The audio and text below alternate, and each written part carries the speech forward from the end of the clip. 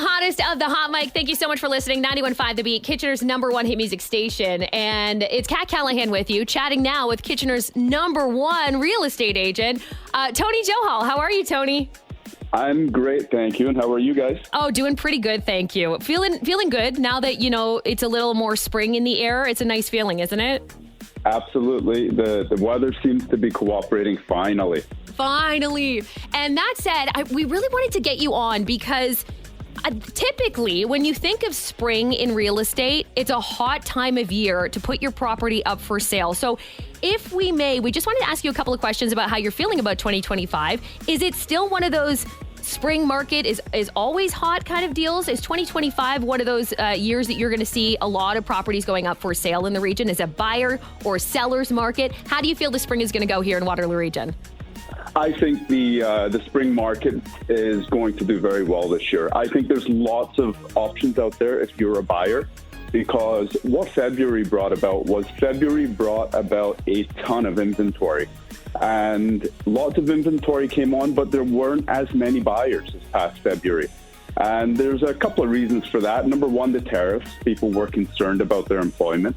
Number two, the federal election. I mean, whether voters turned up or not, it was still something that distracted us from real estate. Mm-hmm. But I would say the biggest thing was the snow. It was just the most brutal February. So we spent like half the month cleaning up snow. We spend the other half preparing for the next storm. So when people are so fixated on just trying to maintain their properties, just trying to get to work through the snow, they're just not out there looking at real estate. And so the number of transactions in February did decrease, but lots of options hit the market. So now going into March, if you're a buyer, the weather's hopefully going to cooperate. There are lots of choices there for you guys. Yeah, that's great. And options are good. It's definitely good to have a lot of houses up for sale. That said, right now, what are you seeing in terms of the buying in Waterloo Region? Are we still seeing a lot of GTA buyers who are moving to Kitchener-Waterloo? Or what would you say generally is the market, if you will, for KW? It's definitely increasing. The number of GTA buyers is definitely going to be increasing as we get into March and April and May. And the reason for that is once the GTA heats up, the people who are in the GTA, they sometimes can't afford a home in the GTA, so their only option is to start pouring out towards Waterloo Region. And to be perfectly honest, I do believe we have a far superior quality of life here than the people in the GTA, and I think a lot of people will acknowledge that. So I do believe over the next month or two, we are going to get an even bigger GTA influence than what we've had over the past couple of months. So I do think that is definitely a factor. Okay, very good. Stick around, Tony. I do have a question about investments. And if you are thinking about making an investment here in Waterloo Region, Tony will let you know what not to invest in right now. And it is quite specific. So hang on. It's the hottest of the hot mic. More with Tony Johal in just a bit on Kitchener's #1 hit music station, 91.5 The Beat. It's the hottest of the hot mic. Thank you for listening. Kat Callahan here with my friend Tony Johal from Tony Johal Real Estate Team.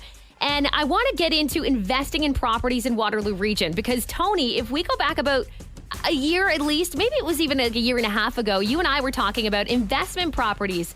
And one of the things you specifically said would not be a good idea to invest in, I'm curious if you still feel this way, I'm talking about condos. And we continue to see the amount of condo projects being developed. Do you still feel that same way you did about a year and a half ago? Absolutely. And you know what? I'll dig even deeper into that point. I do think as an investment, condominiums are just not the greatest investment. And I'm not saying that purely out of speculation. I'm speaking on behalf of clients that have purchased new construction, new builds, specifically apartment-style condos, and a lot of them are just trying to sell these things, and they're not able to sell them. There's so much competition out there for them, and there's just more and more coming. Now, I'm not saying a condo apartment is a bad investment, like if you're looking to buy it and move in for yourself. Perhaps in the long run, it will bounce back and increase in value. I'm talking purely as an investment vehicle because a lot of these condos, people have to keep in mind, do have fairly extravagant condo fees, which is very normal. And at the same time, the higher your condo fees, the less you're actually pocketing in terms of investment, return on investment. So I would say as an investor, I probably wouldn't buy a condo apartment. I would stick to more of like a duplex, triplex, that kind of thing. I love that. But if you're a first-time home buyer getting into the market to buy an apartment condo, I think that is a much better option. It's more affordable.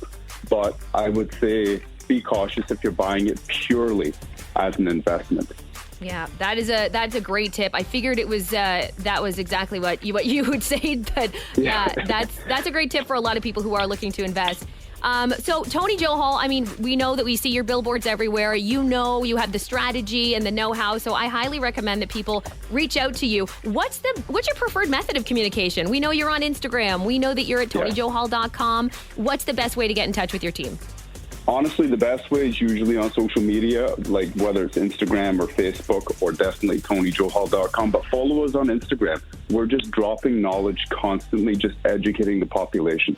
Yeah, you are. And I subscribe to your email letter, and I'm always learning new things every single time that I get an email. I'm like, oh, what's he saying now? So thank you for that. I think it's incredible. I think it's good for all of us to be on top of it, even if we're not necessarily planning to sell our house anytime soon. I think it's smart to know what your market is doing, right? Absolutely. Absolutely. Okay, thank you so much, Tony. Really appreciate your time. My pleasure. Thank you for having me.